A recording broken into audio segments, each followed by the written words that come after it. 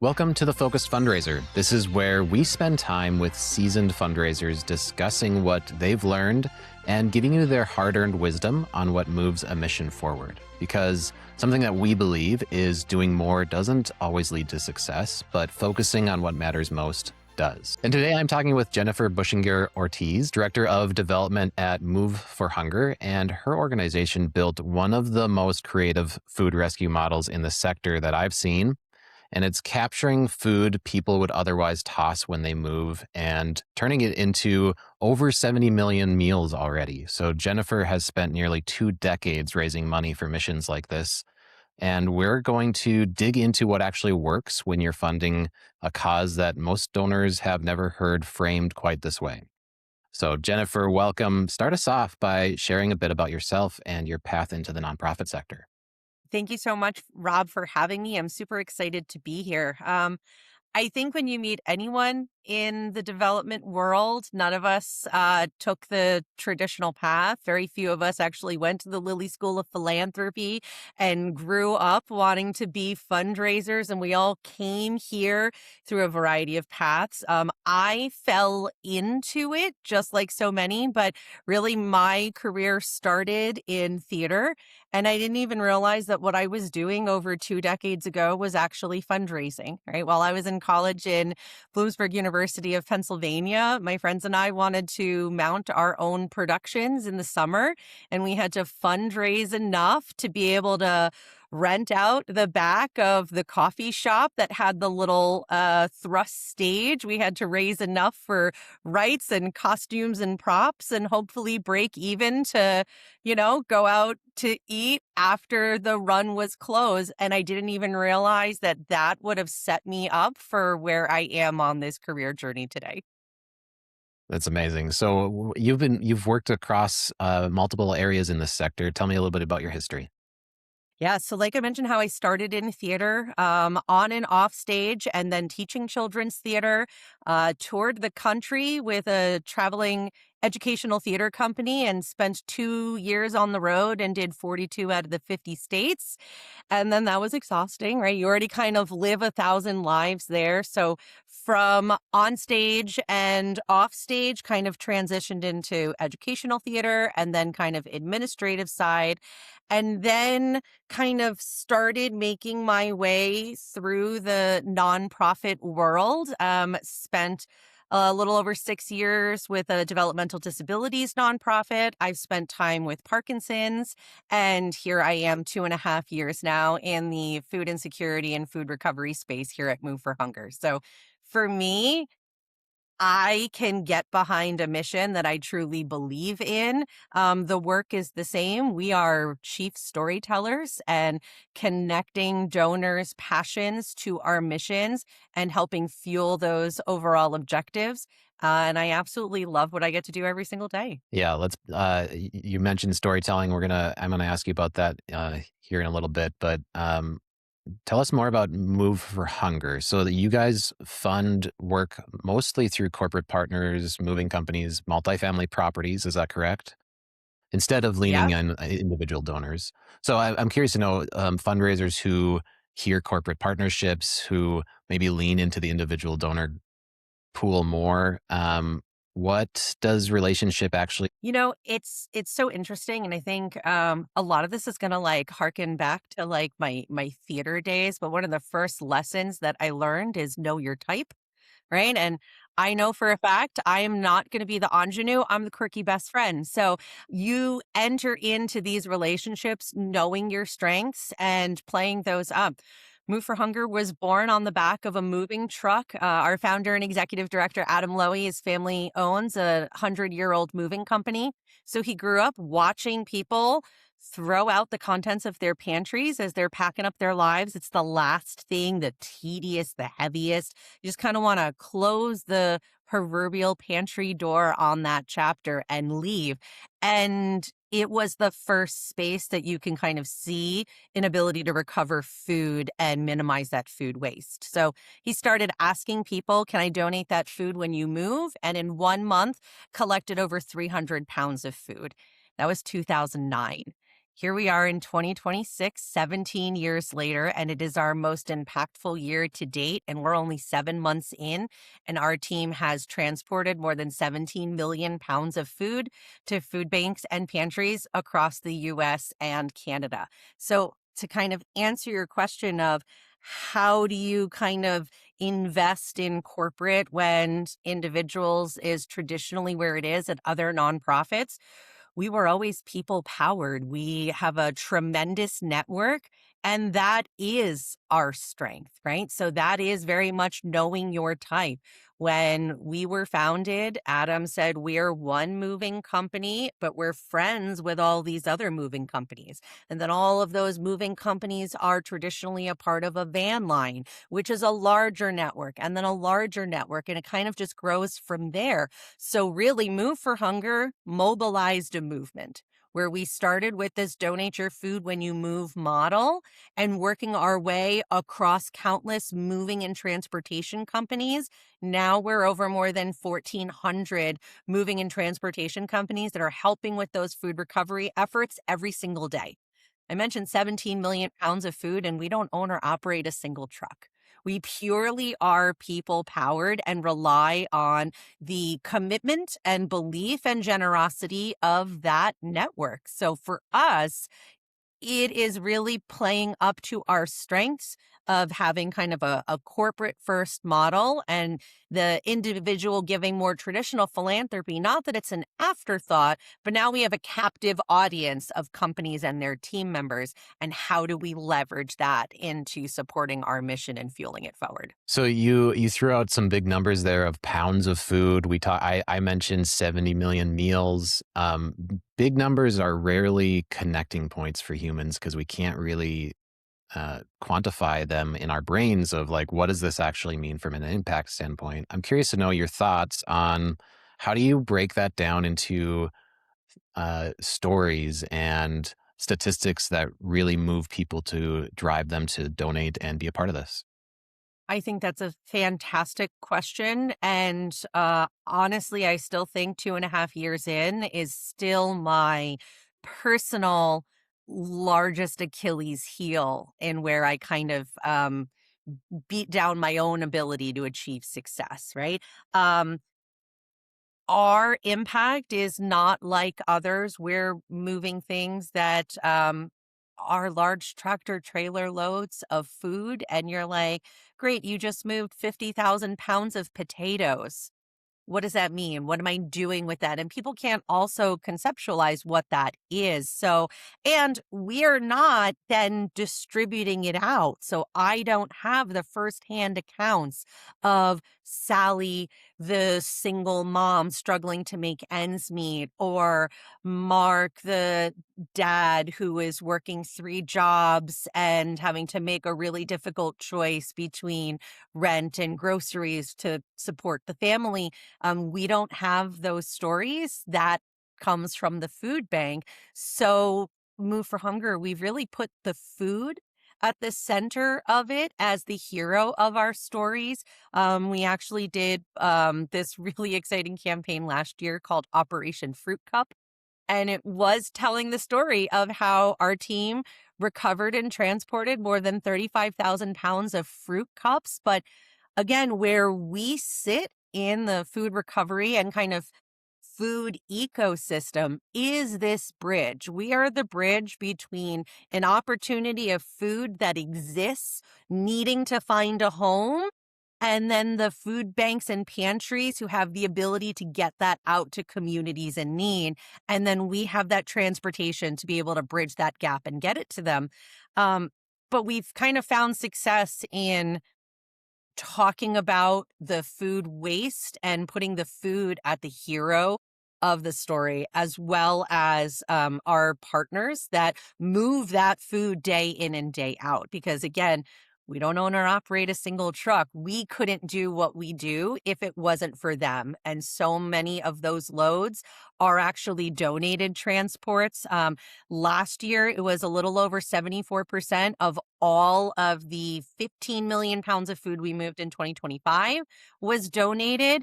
This year, with the rise in fuel prices and the kind of volatility that is surrounding that, we're seeing it at about more of 60%, but still 60% of donated loads for the 17 million pounds of food is no small feat and is a testament to that kind of culture of philanthropy that we've built within our corporate network. Yeah, you mentioned something I think that's interesting to talk about too, which is you guys food Move for Hunger's pitch depends on two ideas really: fighting hunger, but also cutting food waste.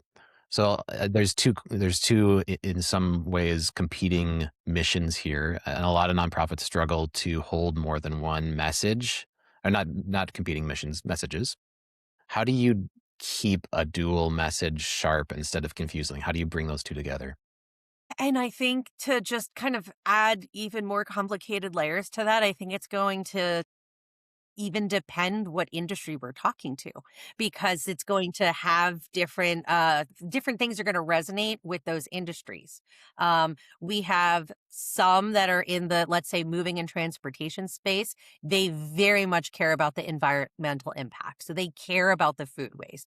How many loads are they ensuring? How many loads are they transporting? What's the poundage? What are the CO2 emissions that by them saving it and bringing it to that food bank on our behalf, it's now not going to a landfill? Because the reality is, in the US, we don't have a food creation problem. We have an access and waste problem where 38% of perfectly good food winds up in landfills. So you have some that really care about that environmental impact, and you're going to talk to them a little differently when you take those stages and you're in those rooms. And then you have others that very much care about data and impact and how is this helping me. And I think another challenge too, because we are a national nonprofit, and a lot of people care about how you are helping and impacting my backyard. But the reality is we are one human community, and as much as we can help every single one of those neighborhoods, some may get a little more attention than others. And that has to be okay. Because at the end of the day, we need to make sure that that food is reaching people in need and not being diverted to landfills, further impacting our kind of climate and global crisis. So DonorDoc as a CRM, you're speaking my love language of segmentation, right? You're talking about segmenting your message to the right audience at the right time. How do you guys go about that? How do you know when you're walking into a room which story you're supposed to be telling? Do you guys use data really heavily to segment and know beforehand? Yeah. Yes. So I think it'd be two different things. I think if we're in person and we are in their space, because we do a lot of travel, we are fully remote and national. So our model is we go to where you are, because we're not bringing you all together for your kind of annual gala. We're putting on roughly close to 100 galas throughout the year. We're coming to you. So when we're coming to you, our team already is doing that research before entering the space. We know that audience, we know what they're going to care about. And then we kind of find that alignment based on that pitch of who's in that room. If it's a more generalized appeal, so like we just wrapped our largest matching gift campaign in Move for Hunger's history. Shout out and special thanks to the Albertsons companies.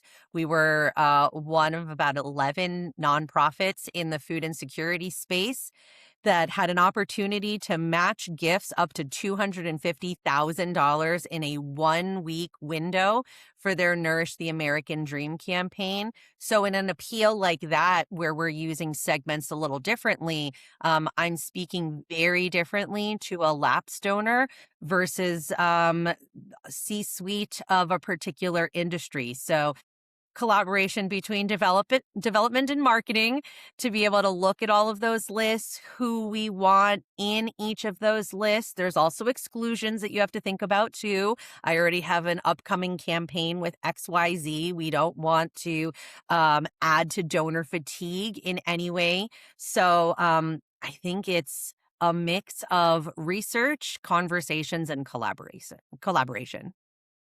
That's good. I love that.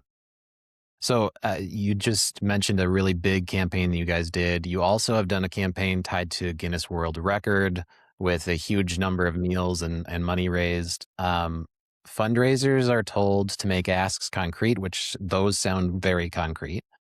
But an event like those large events, they can carry risk. How do you decide when to make a big attention grabbing campaign like that worth the effort versus straightforward, ongoing, smaller campaigns like year-end appeals, that type of thing? Yeah, I think it's a balance, and it's going to kind of come down to your annual development plan and making sure that you're doing everything that you're doing is moving that needle towards your annual goals. What I'll say though is Move for Hunger loves the big risky events because it allows us to raise awareness at a scale that you wouldn't be able to achieve, even with the most amount of marketing dollars behind a traditional appeal. And it comes to having leadership that is willing to invest in risk and say, let's take that opportunity. And then we're always constantly checking in on those goals and things across the board. So um, we definitely do things that would scare others. So you mentioned the Guinness World Record. We set that world record. I was 2 weeks on the job.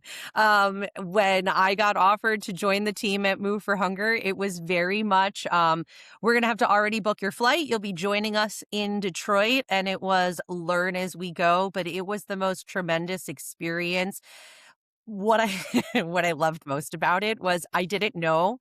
We were talking earlier about big numbers and things like that, and you don't know what 15,000 boxes of cereal looks like until you see it fill up the entire Detroit Pistons practice arena, and it's getting unloaded out of pallet by pallet by pallet out of multiple trucks, and you're like, "Please, no more cereal."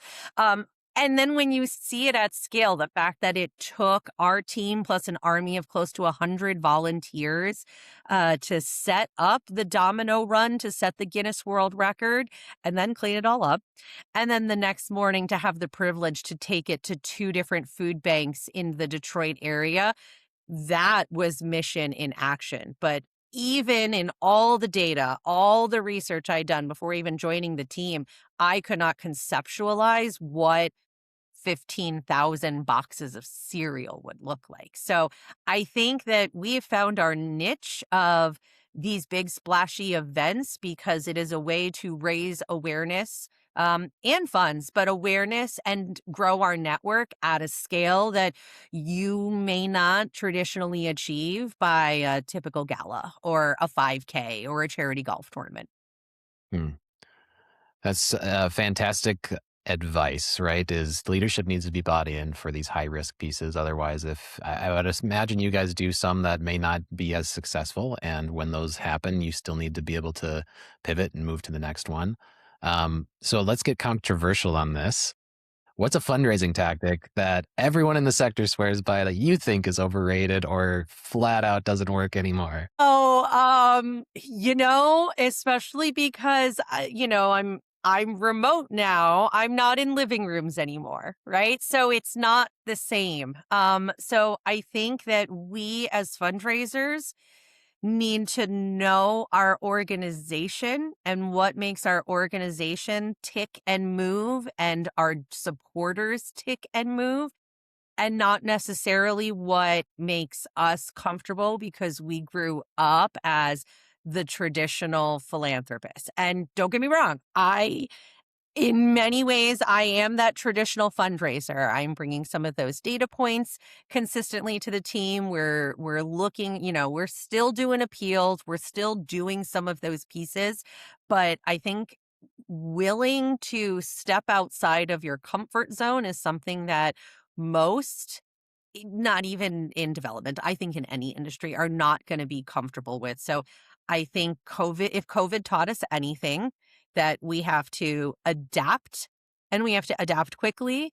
And then we have to analyze while the train is moving at full speed, right? Whether you're major fundraising event gets canceled for whatever reason, you lose the building, there is an emergency, whether you um, lose a very large gift for any reason whatsoever. Funders and grantors change priorities, but I think there is no more one size model to meet your revenue goals sustainably. Even with the most robust individual giving base or grant pipeline, if you are not diversifying and willing to try things and learn from them and get creative, you're going to hit your ceiling. That is fantastic advice. I couldn't agree more. Diversification on for-profit and nonprofit is a huge piece. When too much of your revenue and your sustainability is in one bucket, if that bucket disappears, then you're up the creek a little bit. So, Mhm. Jennifer, I always end with what I call the tactical takeaway question, something very pragmatic, practical that a fundraiser can do today to move the needle for them and their org. So, but the question is to you, what is one thing that every fundraiser should do today that you believe matters most? Okay, can I answer that in two parts? I feel like the first thing you should do personally is make sure that you are constantly learning. You are constantly seeking out new information, new resources, new trainings, new webinars. If you're not a member of your local AFP chapter or charitable gift planners or any of those membership associations, not only are they providing you the tools to the castle for success to hit your goals, but it's also going to give you a network of professional colleagues that you can go to for very particular things. So that would be on the personal side. And then I think on the professional side, listen to your gut. And even when the answer will be no from others across the team or your board or a fundraising committee or anything of that sort, um, you should be able to back up your why, and that I think is the most important piece of it. But to do that, you have to have looked at a problem from every side, poked the holes in every way that you can, make sure that that boat is not taking on water, and then you've got an airtight case. Fantastic advice. I think the takeaway from this conversation with you, Jennifer, is to stop living in the scarcity mindset and to step out boldly with big ideas and give it your all and have a really solid foundation. Like you said, make sure that you know your numbers and that there is a solid boat below you, but to step out boldly. I love that. Thank you. And if those listening want to connect with you, how can they do that? Definitely connect with me on LinkedIn, but please also Move for Hunger is on all of the social channels. So follow us at Move for Hunger or visit our website. But I'd love to connect and even set up a virtual coffee with anyone on LinkedIn. Fantastic. And if you are curious about how DonorDoc can help you find clarity, build retention through what we call smart stewardship, you can visit us at donordoc.com to learn more. And we will see you next week. Awesome. Thank you so much for having me, Rob.